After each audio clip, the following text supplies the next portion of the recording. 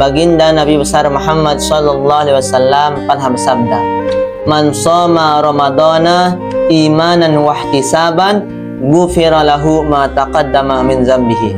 Yang artinya, barang siapa yang berpuasa di bulan Ramadan dengan penuh keimanan dan mengharapkan keridhaan Allah Subhanahu wa taala, akan diampuni dosa-dosanya yang terdahulu. Artinya, pada bulan Ramadan ini adalah bulan kesempatan kita mendapatkan ampunan atau maghfirah Allah Subhanahu wa taala. Lalu siapa yang mendapatkan ampunan atau maghfirah Allah Subhanahu wa taala? Ialah orang-orang yang berpuasa dengan penuh keimanan dan mengharapkan keridhaan Allah Subhanahu wa taala. Kita semua ini berpuasa bukan karena apapun. Artinya bukan karena ini, bukan karena itu.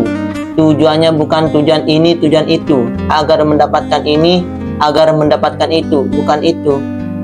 Itu semua kita lakukan mengharapkan keridhaan Allah Subhanahu wa taala. Artinya kita akan diampuni dosa-dosa kita yang terdahulu oleh Allah Subhanahu wa taala. Semua dosa kita terdahulu diampuni, dengan catatan itu bukan dosa besar.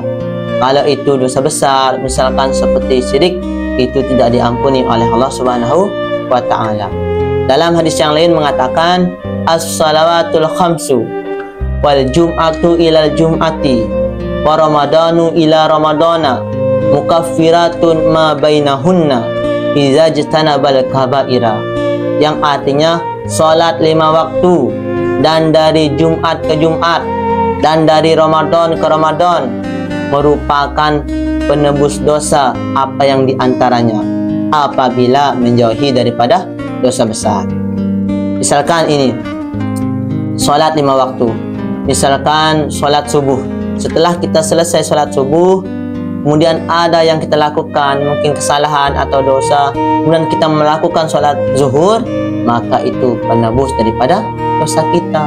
Begitu juga setelah salat zuhur, mungkin ada kesalahan atau dosa yang kita lakukan, kemudian kita melakukan sholat asar, maka itu sebagai penebus daripada dosa-dosa kita. Begitu juga asar ke maghrib, maghrib ke isya, isya ke subuh, itu semua penebus daripada dosa-dosa kita. Dan disebutkan juga tadi itu dari Jumat ke Jumat. Jumat yang dulu kita melakukannya, kemudian di antara Jumat itu mungkin ada dosa kesalahan, kemudian kita kembali melakukan sholat Jumat, itu sebagai penebus daripada dosa-dosa kita. Dan yang terakhir dari Ramadan ke Ramadan, itu merupakan penebus daripada dosa-dosa kita.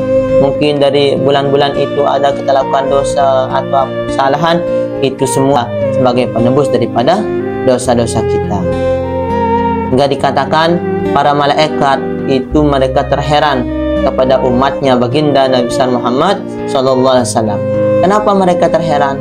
Mereka terheran karena begitu banyaknya rahmat dan ampunan Allah Subhanahu wa taala kepada umat ini, umat Nabi Muhammad.